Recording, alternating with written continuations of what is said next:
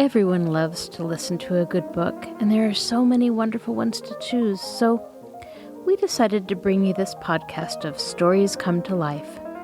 Each episode features a story from either classic or modern literature, especially chosen to be interesting and exciting to hear. So sit back, relax, and listen to this story come to life. Welcome to Stories Come to Life. I am your host, Kathryn Lopez Luker. The furniture is in place. An old denim cloth that used to be a floor covering has been patched and cleaned and hung up as a curtain.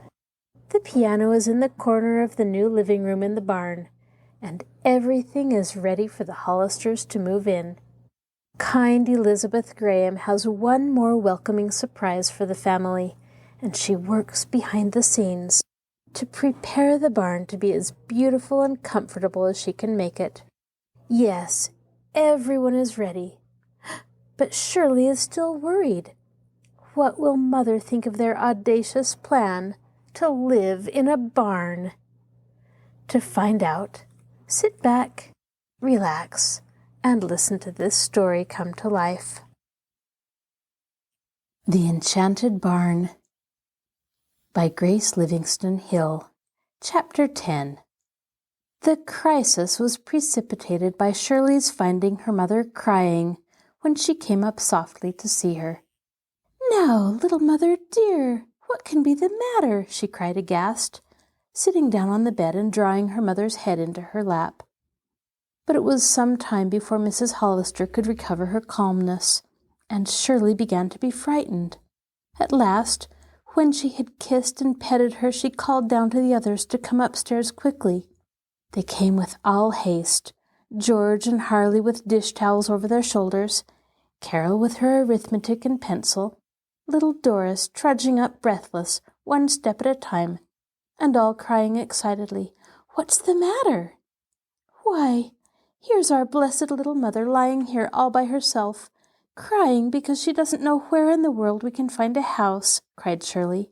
"And I think it's time we told our beautiful secret, don't you?" "Yes," chorused the children, although Harley and Doris had no idea until then that there was any beautiful secret.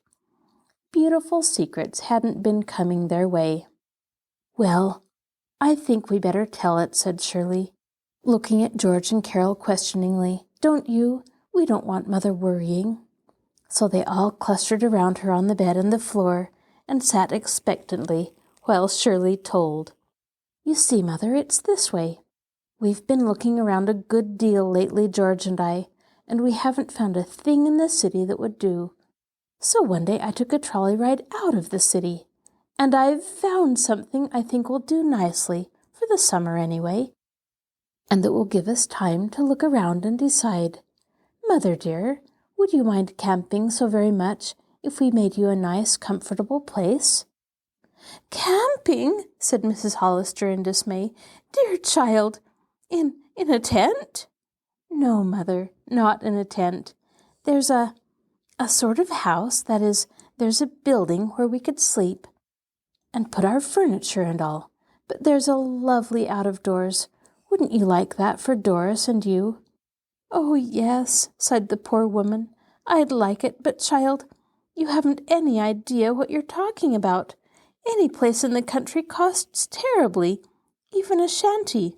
"That's it, Mother. Call it a shanty," put in Carol. "Mother, would you object to living in a shanty all summer if it was good and clean and you had plenty of out-of-doors around it?"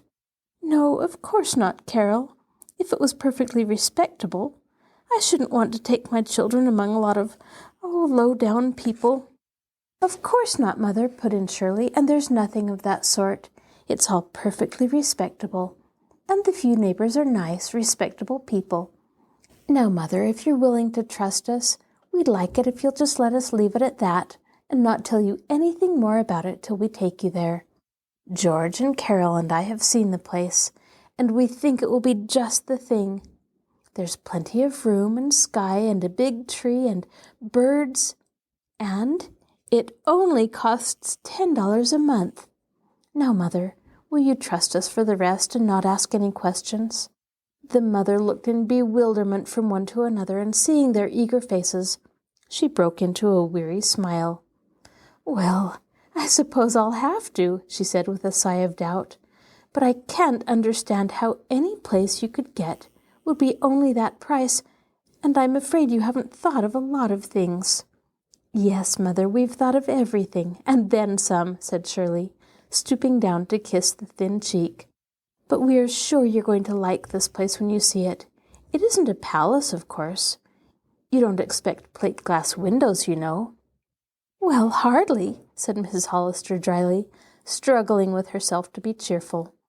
She could see that her children were making a brave effort to make a jolly occasion out of their necessity, and she was never one to hang back, so, as she could do nothing else, she assented.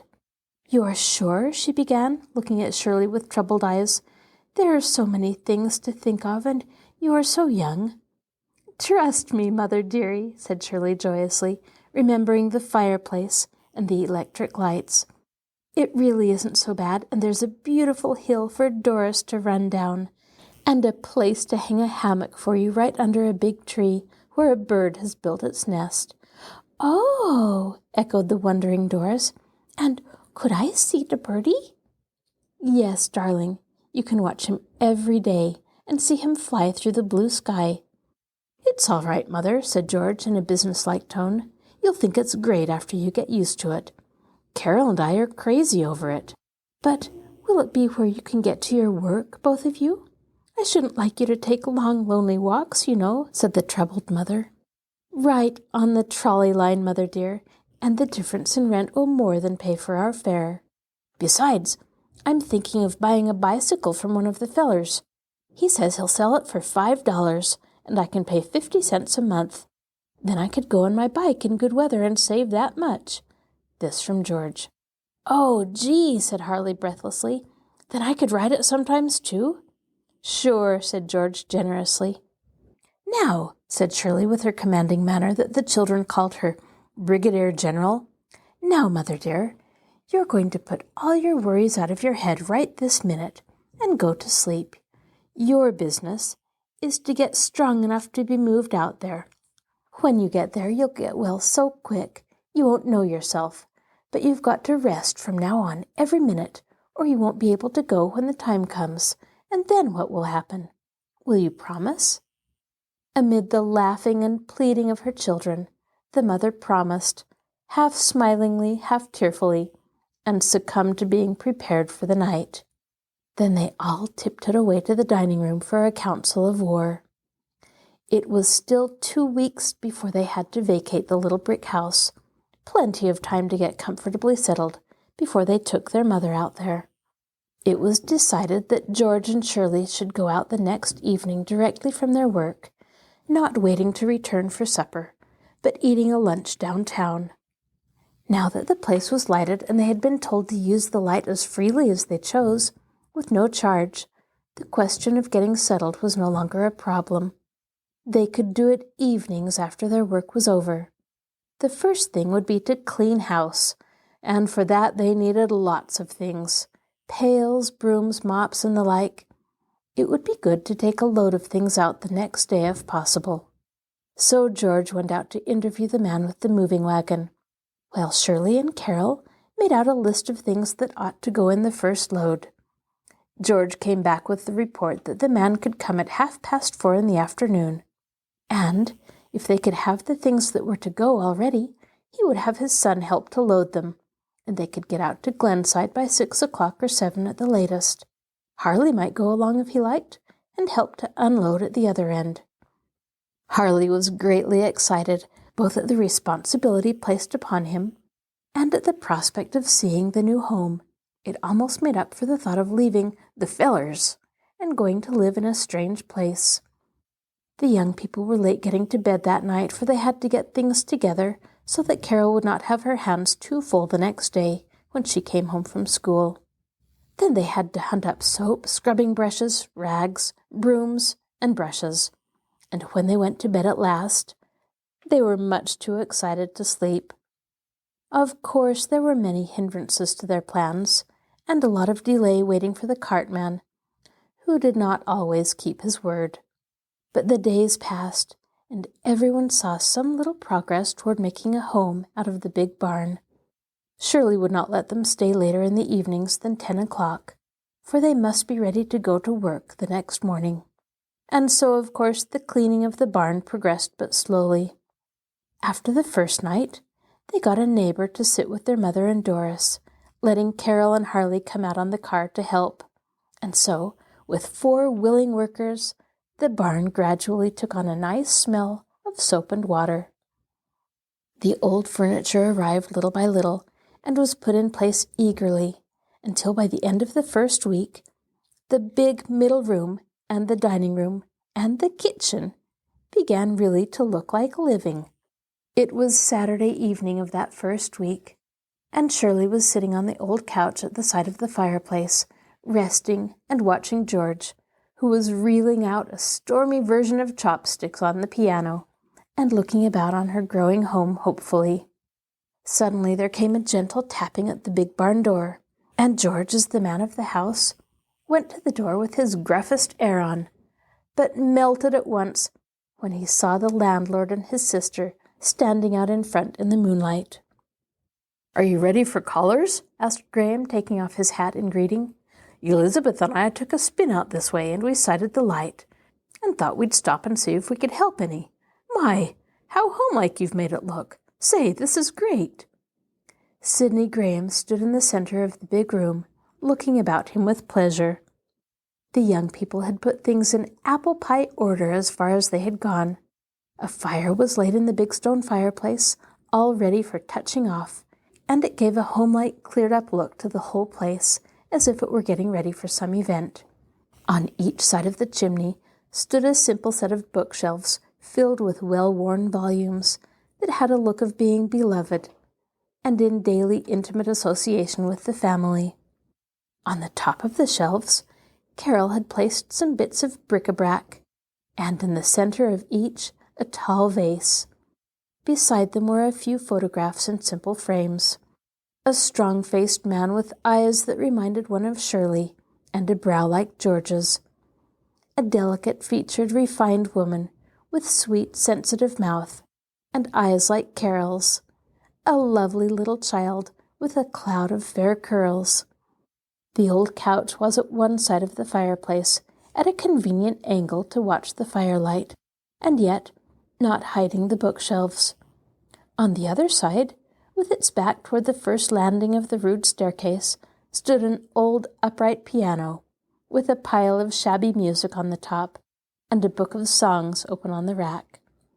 On the floor in the space between was spread a worn and faded ingrain rug, its original colors and pattern long since blended into neutral grays and browns, which strangely harmonized with the rustic surroundings. A few comfortable but shabby chairs were scattered about in a homelike way, and a few pictures in plain frames were hung on the clean new partitions. Under one stood a small oak desk and a few writing materials. A little further on, a plain library table held a few magazines and papers and a cherished book or two. There had been no attempt to cover the wide, bare floor spaces, save by a small dingy rug or two, or a strip of carpet carefully brushed and flung here and there in front of a chair. There was no pretension, and therefore no incongruity.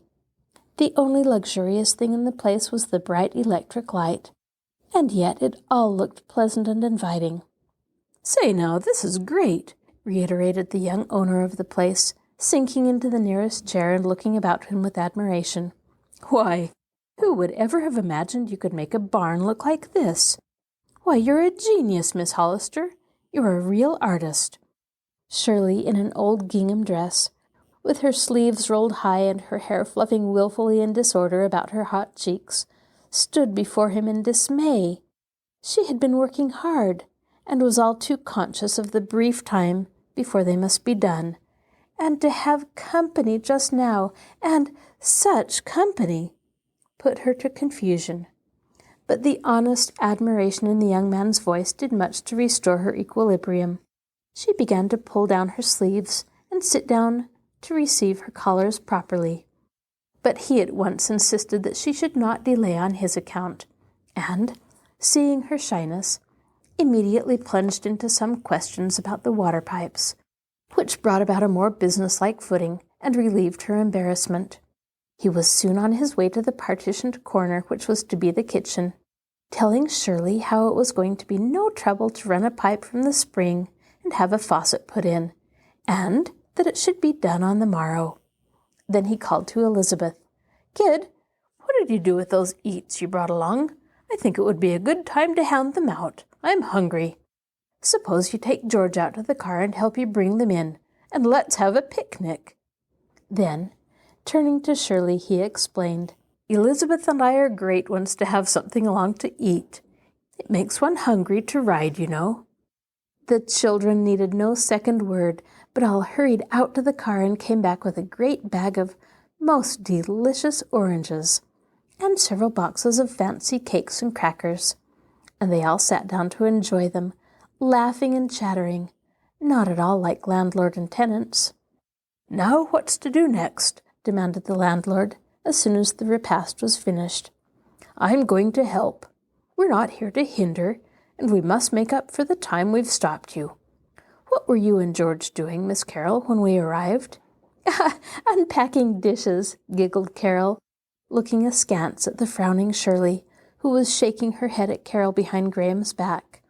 Shirley had no mind to have the elegant landlord see the dismal state of the Hollister crockery, but the young man was not to be so easily put off, and to Carol's secret delight, insisted upon helping, despite Shirley's most earnest protests that it was not necessary to do anything more that evening. He and Elizabeth repaired to the dining-room end of the barn, and helped unpack dishes, pans, kettles, knives, and forks, and arrange them on the shelves that George had improvised out of a large old bookcase that used to be his father's.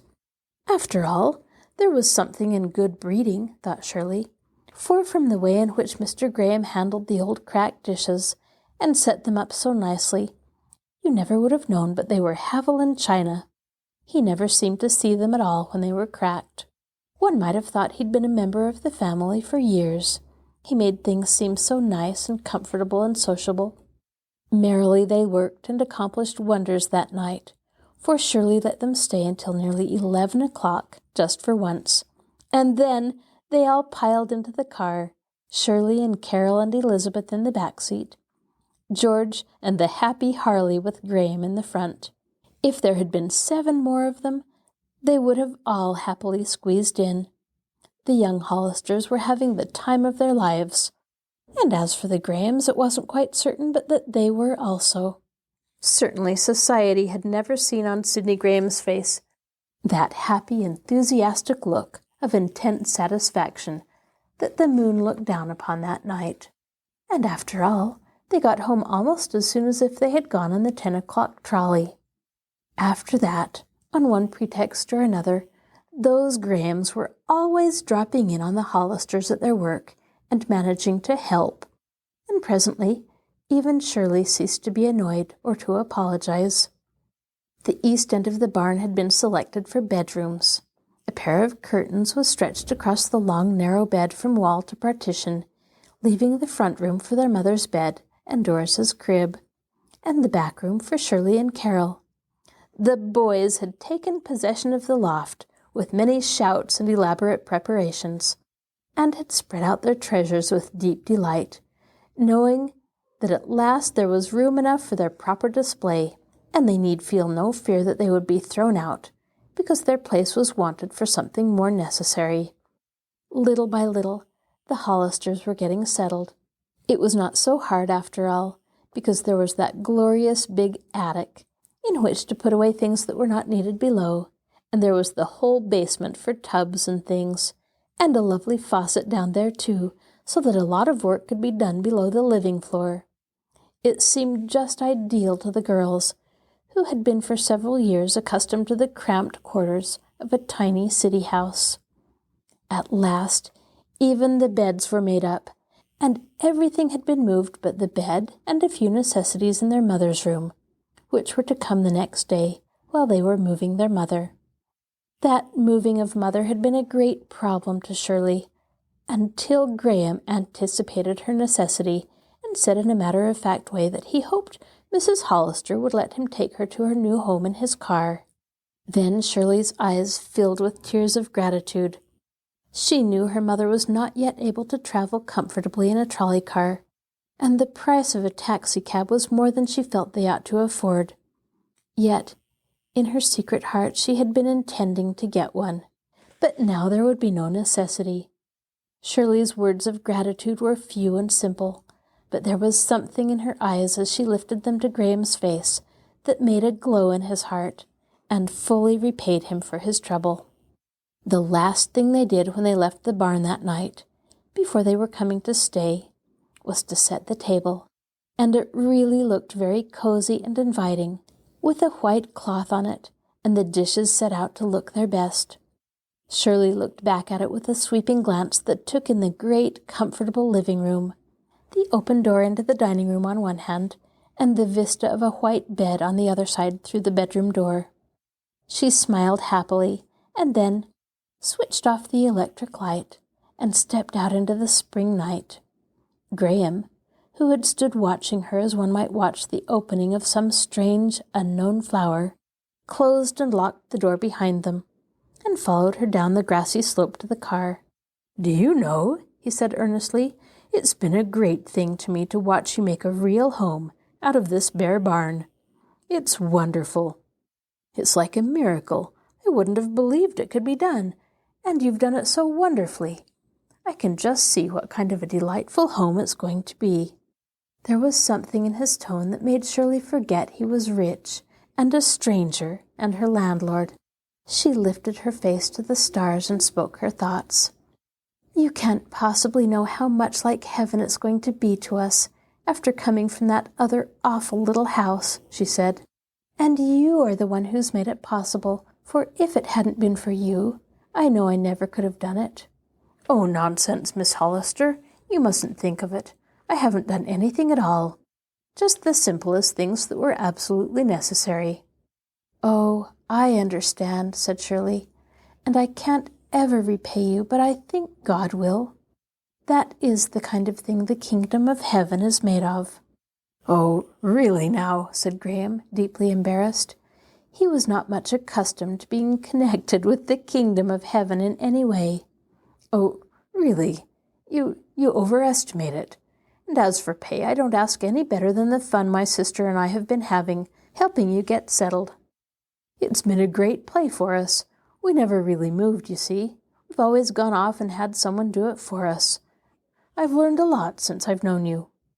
That night, as she prepared to lie down on the mattress and blanket that had been left behind for herself and Carol to camp out on, Shirley remembered her first worries about Mr. Graham, and wondered whether it could be possible that he thought she had been forward in any way, and what her mother would think when she heard the whole story of the new landlord.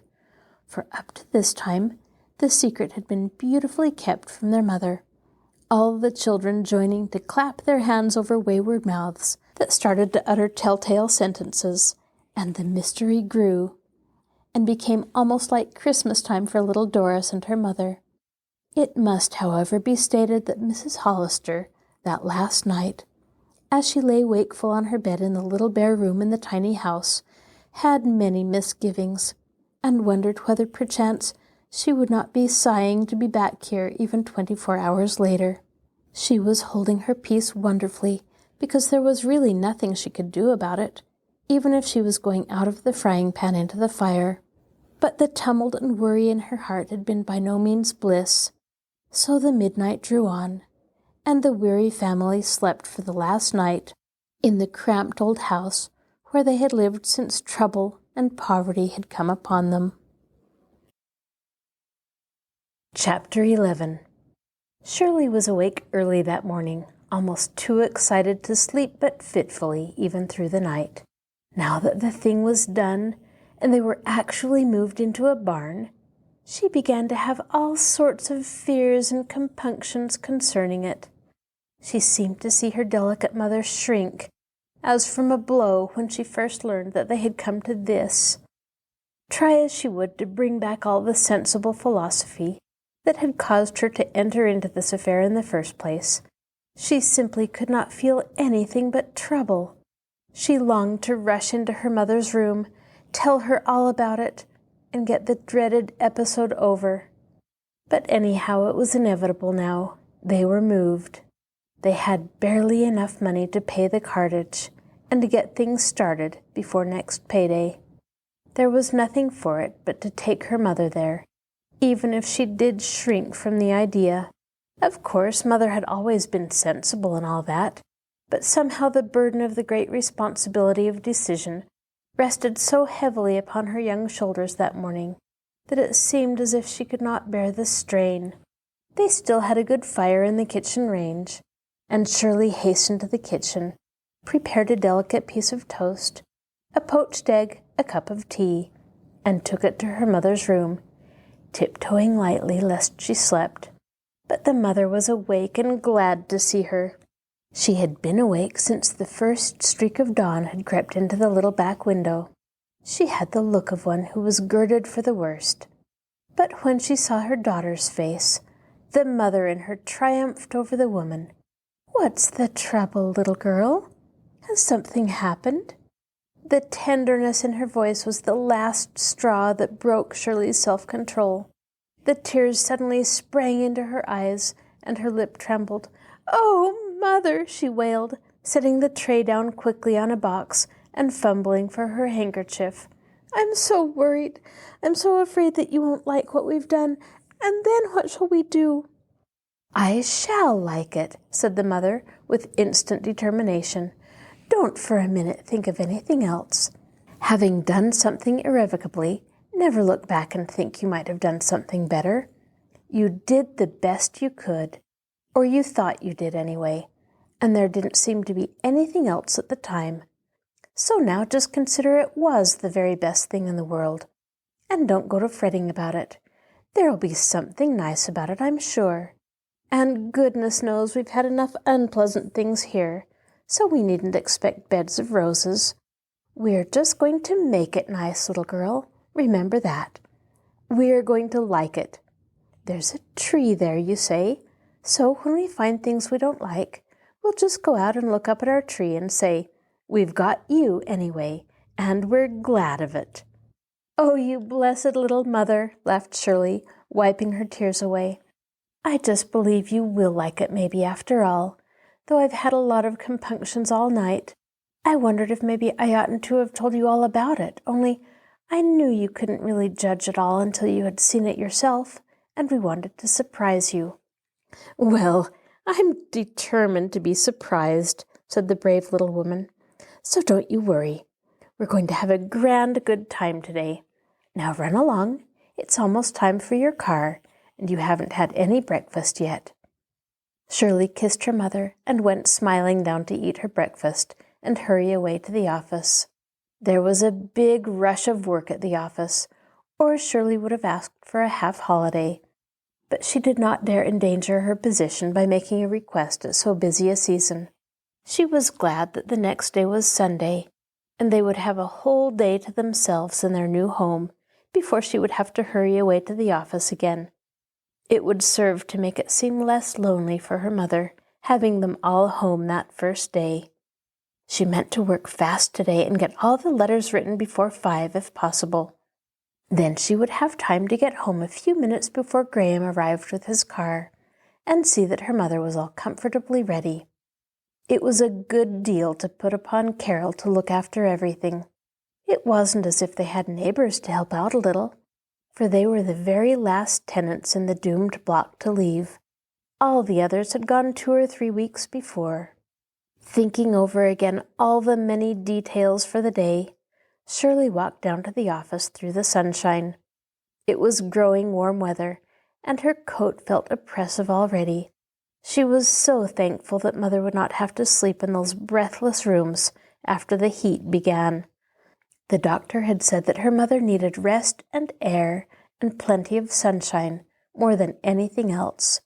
She would at least have those at the barn. And what did other things matter after all?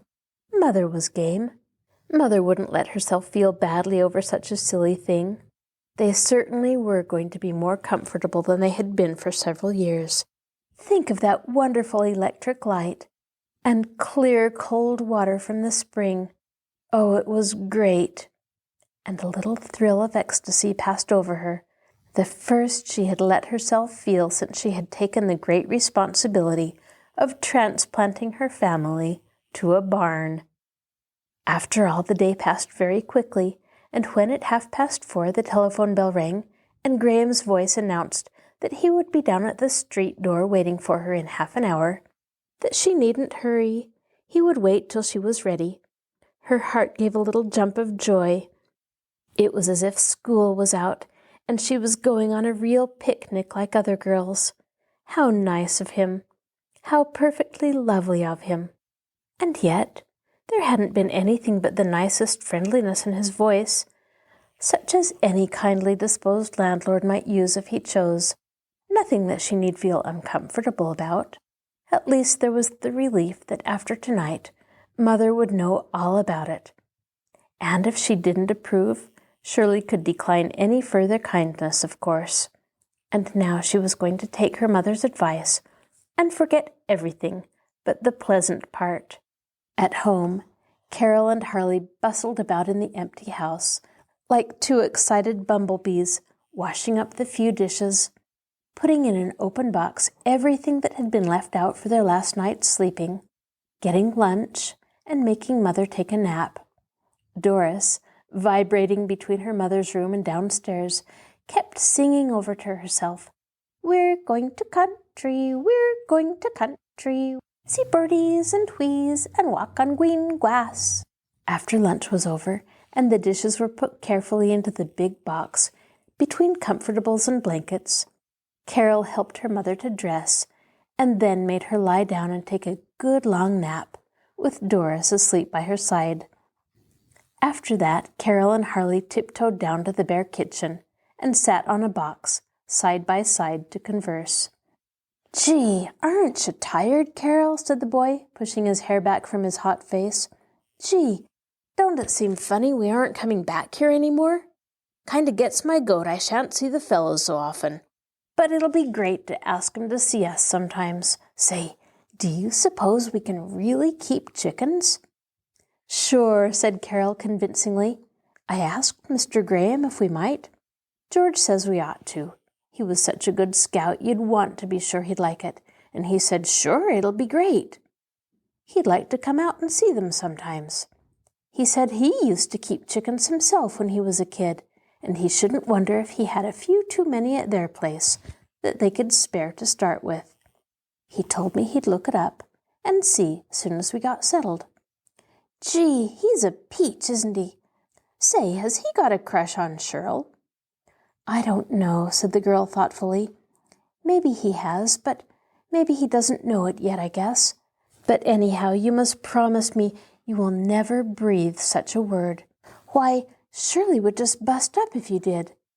I said a little something to her like that once. It wasn't much, only just that he was awfully nice, and I guessed he liked her by the way he looked at her, and she fairly froze. You know the way her eyes get when she's sore at us.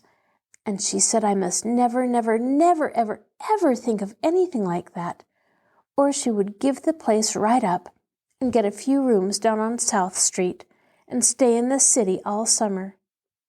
She said Mr. Graham was a gentleman, and she was only a working girl, and it would be a disgrace for her to accept any favors from him except what she could pay for, and an insult for him to offer them, because she was only a working girl, and he was a gentleman, you know." "Huh," growled Harley. "I guess our sister's as good as he is any day." "Of course," snapped Carol, "but then he might not think so."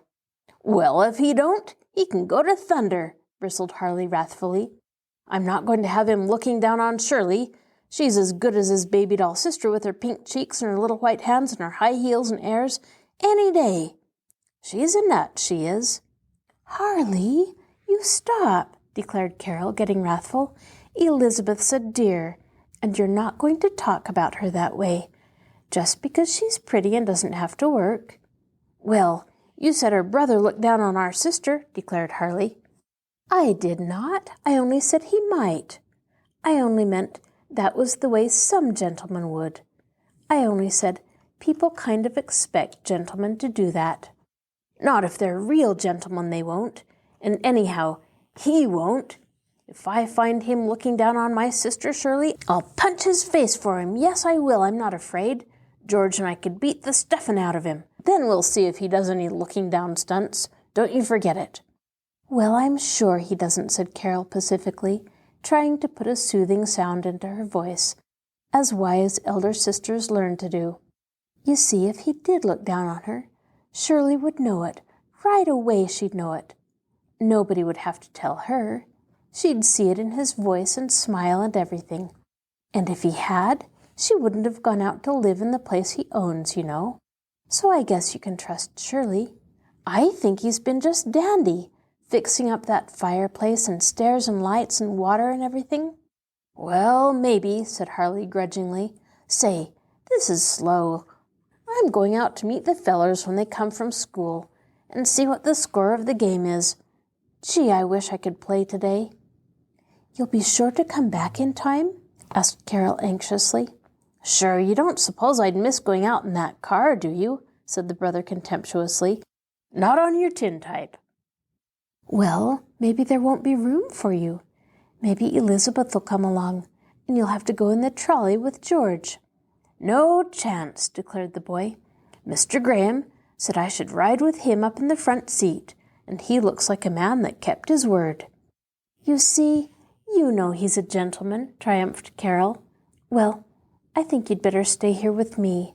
You'll forget and be late and make a mess waiting for you.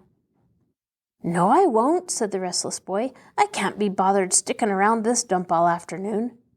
And Harley seized his cap and disappeared with a whoop around the corner. After he was gone, Carol found she was tired out herself, and curling up on a mattress that was lying ready for the cartman, was soon asleep. It was so that Harley found her when he hurried back an hour later, a trifle anxious, it must be confessed, lest he had stayed too long. He stirred up the small household noisily, and in no time had Carol in a panic brewing the cup of tea that was to give her mother strength to take the journey, dressing Doris, smoothing her own hair, putting the last things into bags and baskets and boxes, and directing the cartman, who arrived half an hour sooner than he promised. Carol was quite a little woman, going from one thing to another, and taking the place of everybody. Meantime, Elizabeth Graham and her brother had been spending the afternoon in business of their own. It was Elizabeth who had suggested it, and her brother saw no reason why she should not carry out her plan, and why he should not help her. She came down in the car after lunch, the chauffeur driving her, a great basket of cut and potted flowers from the home conservatory in the seat beside her, carefully wrapped in wax paper. She stopped at the office for her brother, and together they went about to several different shops, giving orders and making purchases. When they had finished, they drove out to Glenside to unpack their bundles and baskets. Graham left Elizabeth with the old servant to help her, and drove rapidly back to his office where he telephoned to Shirley. Certainly Elizabeth had never had such fun in her life. She scarcely knew which delightful thing to do first, and she had only about 2 hours to complete her arrangements before the family would arrive. She decided to decorate first, and the great hamper of flowers was forthwith brought into the barn, and the chauffeur set to work, twining ropes and sprays of flowers and asparagus fern over doorways and pictures, and training it like a vine about the stone chimney. Then came more flowers, pots of tall, starry lilacs, great, heavy-headed, exquisite-breathed roses, pink, white, yellow, and crimson, daffodils and sweet peas, with quantities of sweet violets in the bottom of the basket. Elizabeth, with deft fingers, selected the flowers skillfully, putting pots of lilies on the windowsills massing a quantity of pink roses in a dull gray jar she found among the kitchen things that looked to the initiated amazingly as though it might once have been part of a water filter. But it suited the pink roses wonderfully. The tall vases on the bookcases each side of the fireplace held daffodils. Sweet peas were glowing in small vases and glasses and bowls, and violets in saucers filled the air with fragrance. White and yellow roses were on the dining table, and 3 exquisite tall crimson rosebuds glowed in a slender glass vase Elizabeth had brought with her. This she placed in Mrs. Hollister's room on the little stand that she judged would be placed beside the bed when the bed arrived. The flowers certainly did give an atmosphere to the place in more senses than one, and the girl was delighted and fluttered from one spot to another, changing the position of a vase or a bowl, and then standing off to get the effect. "Now bring me the big bundle, Jenkins, please," she said at length, when she was satisfied with the effect. "Oh, and that little long box. Be careful, it's broken at one end, and the screws may fall out." Jenkins was soon back with the things. "Now, you get the rods put up at the windows, Jenkins, while I get out the curtains." And she untied the big bundle with eager fingers. Jenkins was adaptable, and the rods were simple affairs. He was soon at work, and Elizabeth ran the rods into the curtains. They were not elegant curtains. Graham had insisted that she should get nothing elaborate, nothing that would be out of keeping with the simplicity. They were soft and straight and creamy, with a frost-like pattern rambling over them in threads of the same, illuminated here and there with a single rose and a leaf in color. There was something cheerful and spring-like to them, and yet they looked exceedingly plain and suitable. No ruffles or trimming of any kind, just hems. To Elizabeth's mind, they had been very cheap. Shirley would have exclaimed over their beauty wistfully, and turned from them with a gasp when she heard their price. They were one of those quiet, fitting things that cost without flaunting it. They transformed the room into a dream. "Oh, isn't it beautiful?" exclaimed Elizabeth, standing back to look as the first curtain went up. "Yes, miss, it's very stunning, miss," said the man, working away with good will in his face. When the curtains were all up, Elizabeth pinned one of her cards to the curtain nearest the front door, inscribed, "With love, from Elizabeth." Then in a panic she looked at her watch. "Oh, Jenkins, it's almost 6 o'clock," she cried in dismay. "They might get here by 1:30, perhaps. We must hurry. Bring the other things in now, quick, please." So Jenkins brought them in, bundles and bags and boxes, an ice cream freezer, and last of all, the cooking outfit belonging to their touring car. "Now, you get the hot things ready, Jenkins, while I fix the table," directed the girl. Jenkins, well trained in such things, went to work, opening cases and starting his chafing dish fire. Elizabeth, with eager fingers, opened her parcels. A great platter of delicious triangular chicken sandwiches, a dish of fruit, a nut salad surrounded by crisp lettuce leaves, a plate of delicate rolls, cream puffs, chocolate eclairs, macaroons, a coconut pie, things she liked herself, and then, because she knew no feast without them, there were olives, salted almonds, and bonbons as a matter of course. Delicious odors from the kitchen end of the room began to fill the air. Jenkins was heating a pail of rich soup, chicken with rice and gumbo, from one of the best caterers in the city. He was making rich cocoa to be eaten with whipped cream that Elizabeth was pouring into a glass pitcher. The pitcher came from the 10-cent store, if only she had known it.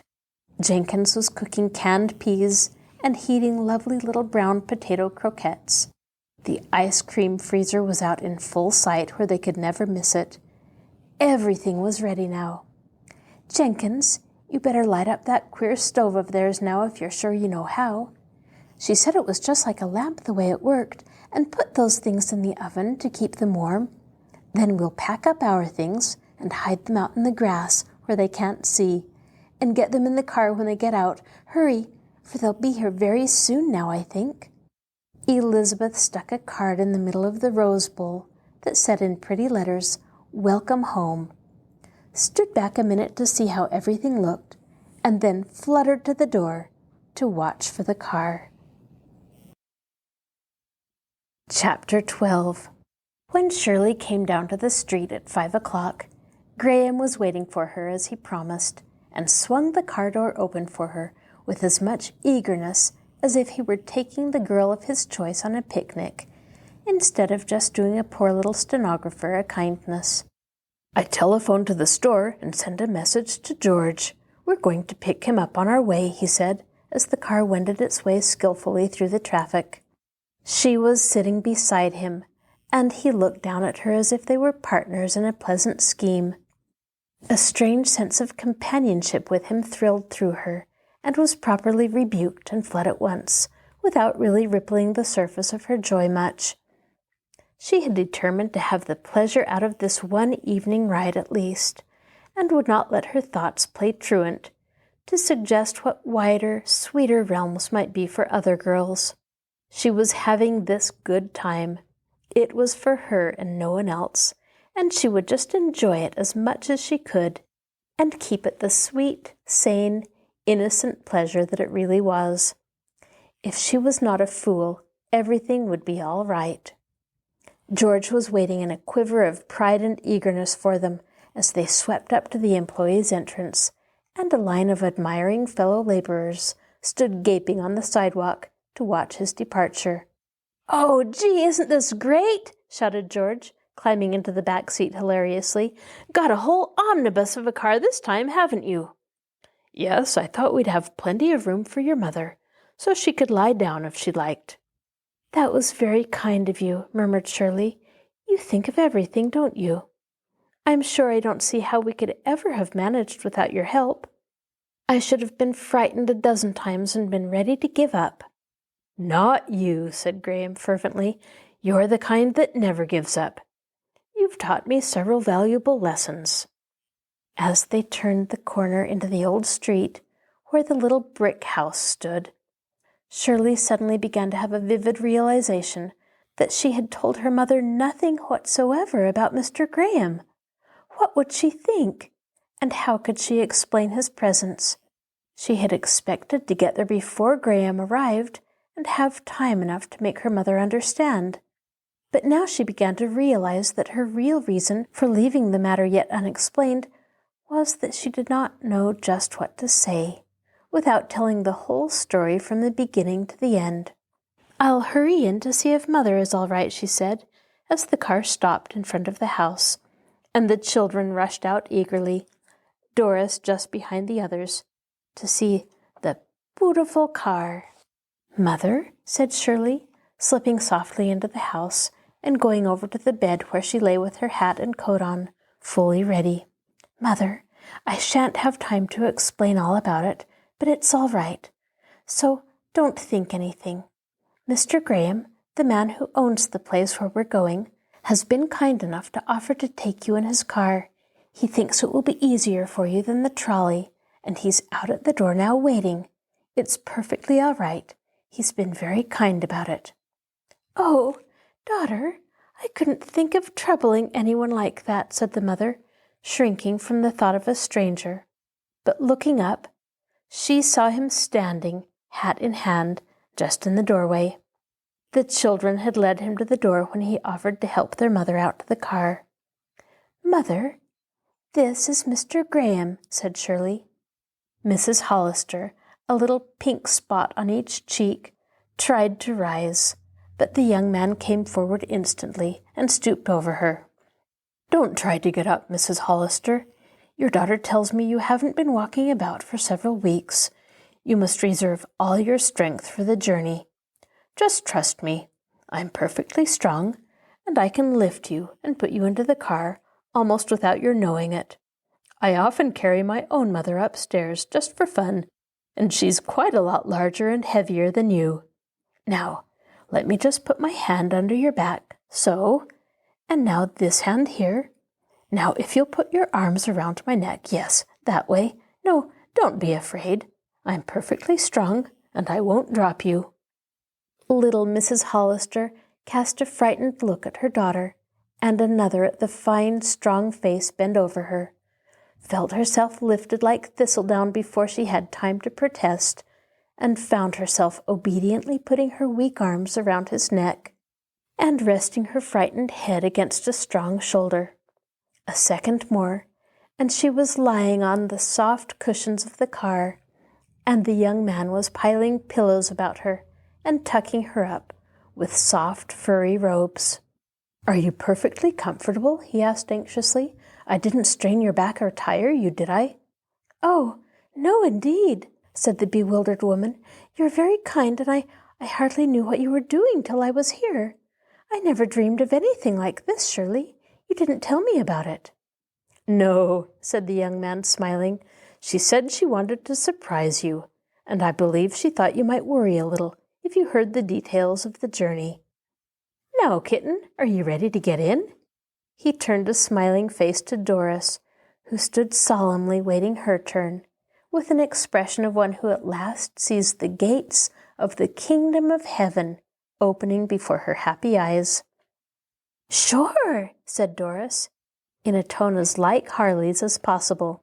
She lifted one shabby little shoe and tried to reach the step, but failed, and then surrendered her trusting hands to the young man, and he lifted her in beside her mother. "Sit there, kitten, till your sister comes out," he said, looking at her flower face admiringly. Doris giggled. "I'm not a kitten," she declared. "I'm a little girl." "Well, little girl, do you like to go riding?" "Sure, I do like to go riding," said Doris. "Oh, there goes mother's bed," as the drayman came out, carrying the headboard. Shirley, meanwhile, was working rapidly, putting the last things from her mother's bed into the box, tossing things into the empty clothes basket that had been left for this purpose, and directing the man, who was taking down the bed, and carrying out the baskets and boxes. At last, all the things were out of the house, and she was free to go. She turned for one swift moment and caught a sob in her throat.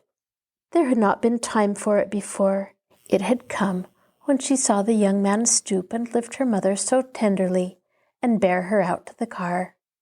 But the children were calling her loudly to come. She gave one happy dab at her eyes with her handkerchief to make sure no tears had escaped, and went out of the little brick house forever. A little middle seat had been turned down for Carol, and Doris was in her lap. Graham turned the other seat down for Shirley.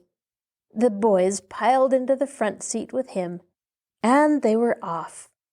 Mrs. Hollister, in her wonder over it all, completely forgot to look back into what she had been wont to call in the stifling days of summer her frying pan, or to wonder whether she were about to jump into the fire. She just lay back on her soft cushions, softer than any she had ever rested upon before, and felt herself glide along away from the hated little dark house forever. It was a wonderful experience. It almost seemed as if a chariot of fire had swooped down and gathered all her little flock with her, and was carrying them to some kind of gracious heaven where comfort would be found at last. A bit of hope sprang up within her, utterly unpremeditated and unreasonable, and persisted, so that she could not help but feel happy. As yet, it had not come to her to wonder who this handsome young man was that presumed to lift her and carry her like a baby and move her on beds of down to utterly unknown regions. She was too much taken up with the wonder of it all. If Doris hadn't been prattling, asking questions of her, and the light breeze hadn't flapped a lock of hair into her eyes and tickled her nose, she might have thought she was dreaming. So utterly unreal did it all seem to her. And now they passed out from the narrow streets, through crowded thoroughfares for a brief space, then out beyond and free into the wider reaches. Fair houses and glimpses of green were appearing. The car was gliding smoothly, for the sake of the invalid not going at high speed, and she could see on every side.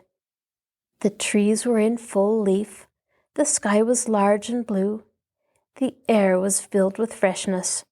She drew a long breath and closed her eyes to pray, "Oh, my Father," and then opened them again to see whether it was all true.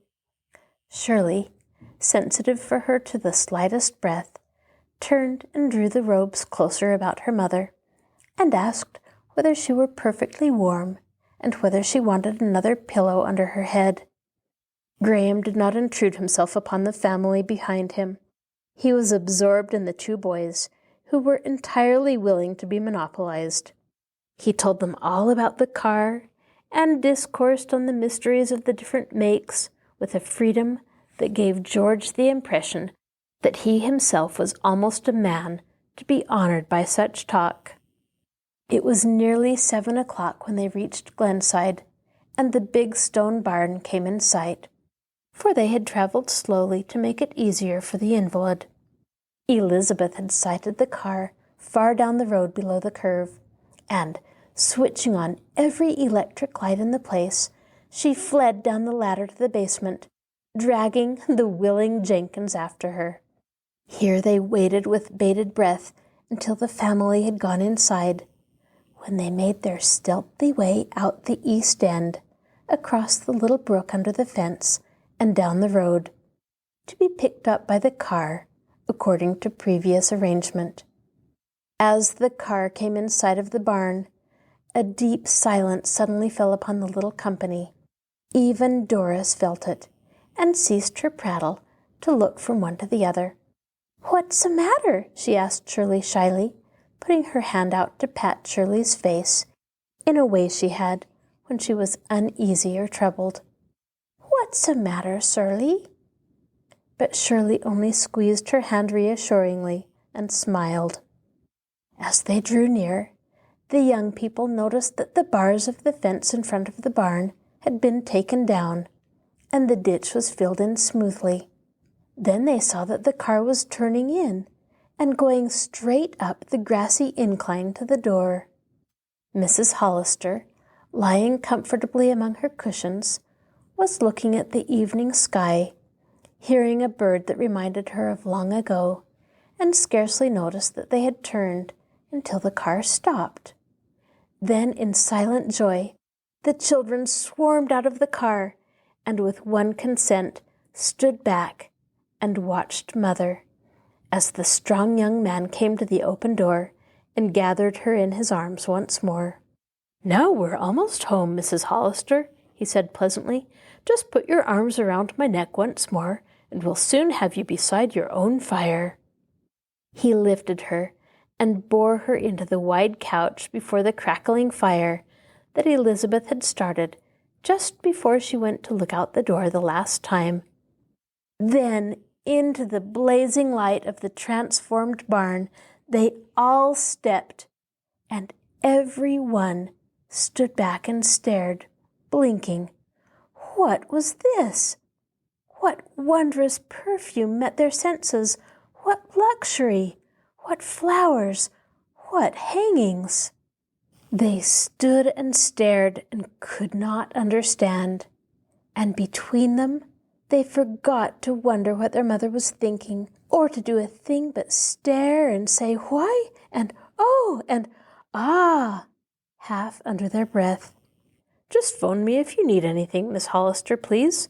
I shall be glad to serve you," said Graham, stepping quickly over to the door. "Mrs. Hollister, I hope you'll be none the worse for your ride." And he slipped out the door and was gone. The sound of the car softly purring its way backward down the slope brought Shirley out of her daze, but when she turned and understood that he was gone, the car was just backing into the road, turning with a quick whirl, and was away before she could make him hear. "Oh, he is gone!" she cried out, turning in dismay to the children. "He is gone, and we never thanked him." George was out down the road like a shot, and the rest, forgetful for the moment of the invalid, who had been the great anxiety all day, crowded at the door to watch him. They could hear the throbbing of the machine. They heard it stop down the road and start again almost immediately, growing fainter with every whir as it went farther from them. In a moment more, George came running back. "He's gone. He meant to, I guess, so we could have it all to ourselves right at first. Elizabeth and the man were down the road waiting for him. They've been dolling the place up to surprise us." "Oh," said Shirley, turning to look around, her cheeks growing rosy. "Oh, isn't it beautiful?"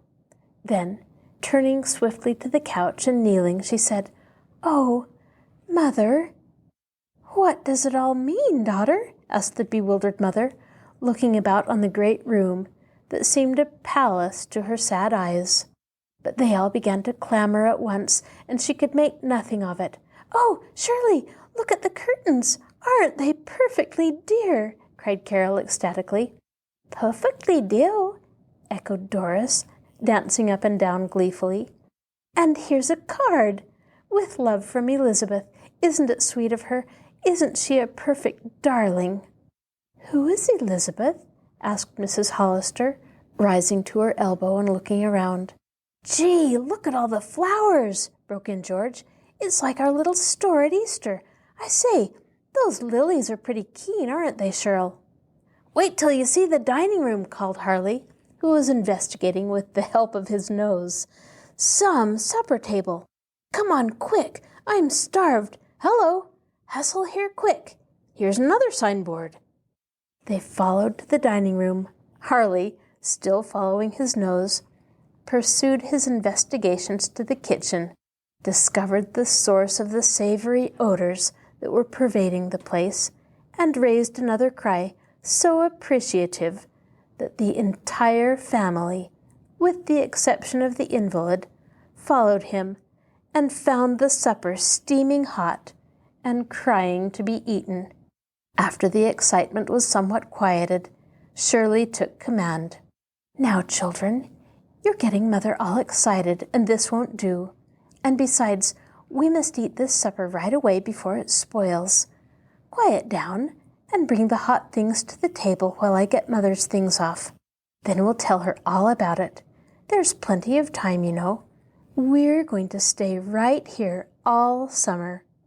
"Aw, gee, can't we bring Mother out to the table?" pleaded George. "Harley and I could lift that couch just as easy." "Why, I don't know," said Shirley, hesitating. "You know she isn't strong, and she'll worry about your lifting her." "Oh, Shirley, let her come," pleaded Carol. "We could all take hold and wheel the couch out here. You know the floor is real smooth since those new boards were put in, and there are good casters on the couch."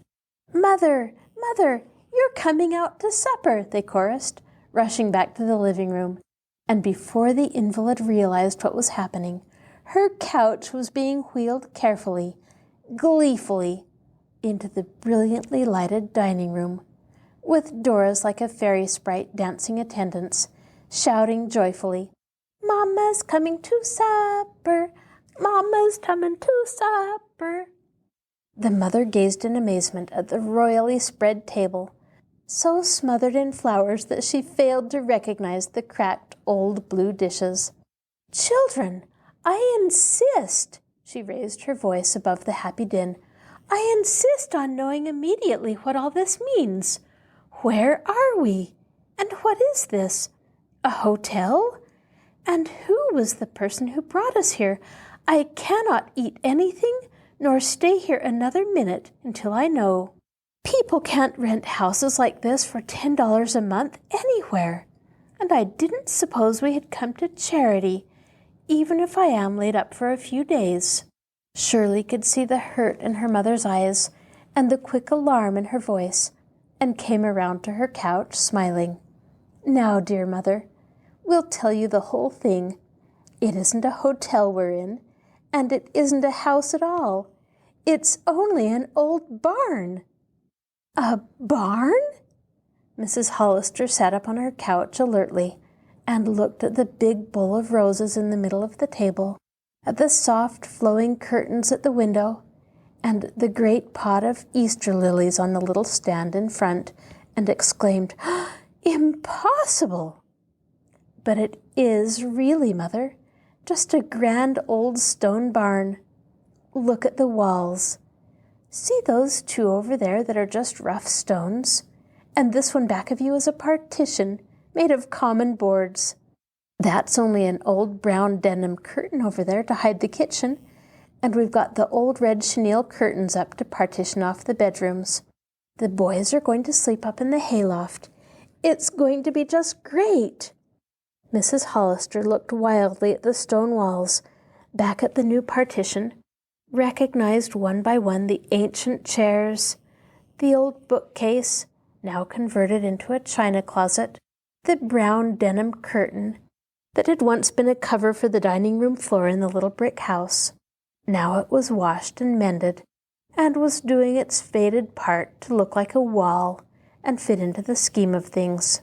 She darted questioning glances at the wealth of flowers and the abundantly set table, then settled back on her pillow, but half satisfied. "They don't have curtains in a barn," she remarked dryly. "Those are a present from Elizabeth, the little sister of the landlord. She was out here with him when he came to see about things, and she got acquainted with Carol. She has put up those curtains and brought the flowers and fixed the table for a surprise. See, Mother?" And Shirley brought the card, on which Elizabeth had printed her crude welcome. Mrs. Hollister took the card as if it were some sort of a life preserver, and smiled with relief. "But this is a great deal to do for strangers," she said tremblingly, and tears began to glitter in her eyes. "They must be wealthy people." "Yes, Mother, I think they are," said Shirley, "and they have been most kind." "But, daughter, wealthy people do not usually take the trouble to do things like that for nothing. And $10 a month for a barn could be nothing to them." "I know, Mother, but he seems very well satisfied with the price," said Shirley with a troubled brow. "Something's burning!" yelled Harley at the top of his lungs from the kitchen, and immediately they all rushed out to rescue the supper, which took that moment to assert itself. "Now, Mother," said Shirley, coming in with a big tureen of soup, "we've got to eat this supper or it will spoil. You're not to ask another question till we're through." They all settled expectantly down at the table, Doris climbing joyously into her high chair, calling, "Supper, supper, goody, goody." Such a clatter and a clamor, such shoutings over the sandwiches, and such jumpings up and down to carry something to Mother, such lingering over the delicious ice cream and fresh strawberries that were found in the freezer. Think of it, real strawberries for them, that time of year. Then, when they had eaten all they could and began to realize that it was time to get Mother to bed, they pushed the chairs back, and all fell to clearing off the table and putting things away. It was Carol who discovered the big roasted fowl and the bowl of salad set away in the tiny icebox, ready for tomorrow. How had Elizabeth, who never kept house in all her life, known just what would be nice for a family who were all tired out with moving and needed to lie back and rest before starting on with living? The dishes were almost washed when the cart arrived with the last load of things, and the drayman helped George to put up Mother's bed. They wheeled the couch into the living room after the big doors were closed and safely fastened for the night. Before the glowing fire, Shirley helped Mother to undress, then rolled her couch into the bedroom and got her to bed. "Do you mind very much that it's only a barn, Mother dear?" questioned Shirley, bending anxiously over her mother after she was settled. I can't make it seem like a barn, dear. It seems like a palace," said the mother with a tremble in her voice. I'm glad it's a barn because we could never afford a house with space like this and air." She threw out her hands as if to express her delight in the wide rooms, and drew in a breath of the delicious country air, so different from air of the dusty little brick house in the city.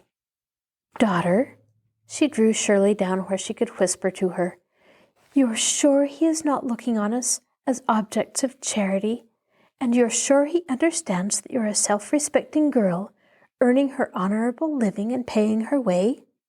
You know this is a wicked, deceitful world we live in, and there are all sorts of people in it." "Mother dear, I'm sure as anybody could be. He's been a perfect gentleman. You didn't think he looked like one of those people that go around misunderstanding girls, did you, Mother?" The mother remembered the gentle, manly way in which the young man had lifted her and carried her to and from the car, and her heart warmed to him. Yet her fears lingered as she watched her sweet-eyed girl. "No," she answered slowly, "but then you can't always judge.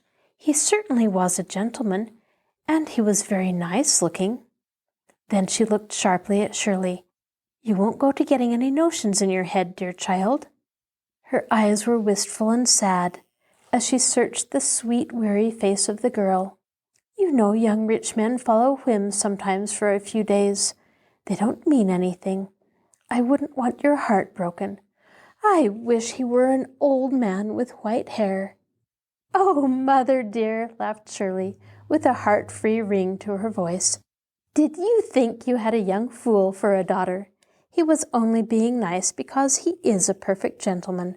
But I know he's not in the same universe as I am, so far as anything more than pleasant kindliness is concerned. We shall probably never see him again, now that we're all settled. But don't you think I ought to go and telephone thanks to his little sister? They'll be home by this time, and it seems as if we ought to make some acknowledgment of her great kindness." "By all means, dear, but how can you? Is there a pay station near here? I thought you said this was out in the country." "Why, we have a telephone of our own, Mamma dear. Just think of the luxury of it. Us with a telephone!" Mr. Graham had it put into the barn when he was making some repairs, so he could communicate with his workmen, and he said if we would like it, we might keep it. It's one of those pay-as-you-go phones, with a place to drop nickels and dimes in. So we are perfectly independent. Mr. Graham thought it would be a comfort to you when George and I had to stay late in town." "How thoughtful of him! He must be a wonderful rich man. By all means, telephone at once and tell the little girl to say to her brother from me that I shall esteem it a privilege to thank him personally for all that he has done for my children. Sometime when he is out this way. Think, a real rose by my bed." She reached out a frail hand and touched the exquisite petals lovingly. "It is wonderful." So Shirley went into the living room to telephone, while all the children stood about to watch and comment and tell her what to say. Dora sat on a little cushion at her feet and listened, asking Carol with large eyes, "Is Shirley talking to God? Why doesn't she shut her eyes?" For Shirley's conversation over the telephone sounded to the little sister much like a prayer of thanksgiving, only she was not accustomed to hearing that joyous laughter in the voice when people prayed. Then Doris was put to bed in her own little crib, and the light in Mother's room was switched off amid Doris's flood of questions. "What makes it light? Why did it go away? Will it turn on again?"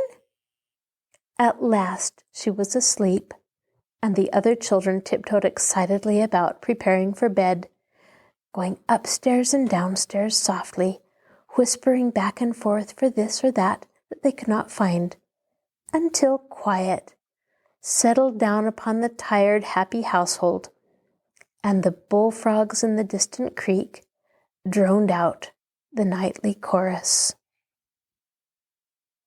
This is your host, Kathryn Lopez Luker.